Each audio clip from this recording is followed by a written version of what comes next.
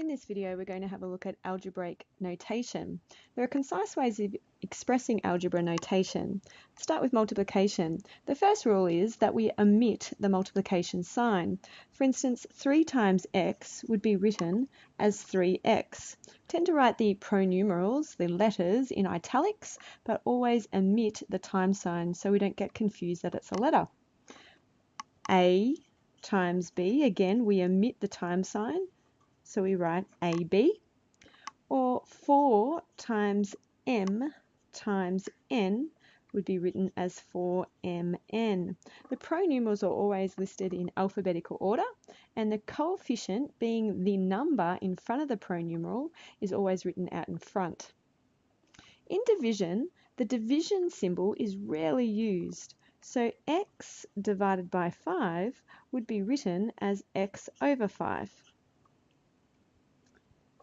With powers or index notation, a times a would be written as a squared. Similarly, if we had x times x times x times y times y, x times x would be x cubed, and y times y squared, omitting all multiplication signs. We also omit two other numbers.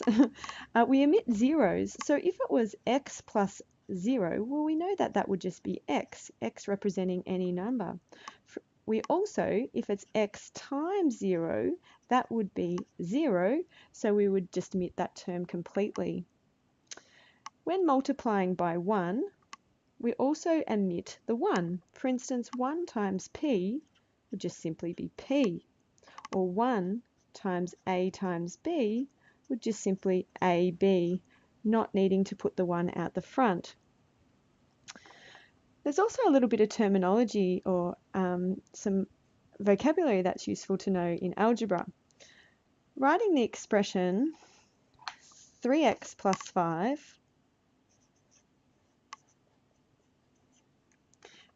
the expression itself includes all terms and the operation in between. Everything that is separated by an operation, so a plus or a minus, is called a term. So we have two terms. The 5 on its own is called a constant or a constant term. It's not being multiplied by a pronumeral. The 3 in front of the pronumeral is called a coefficient, and the x is a pronumeral.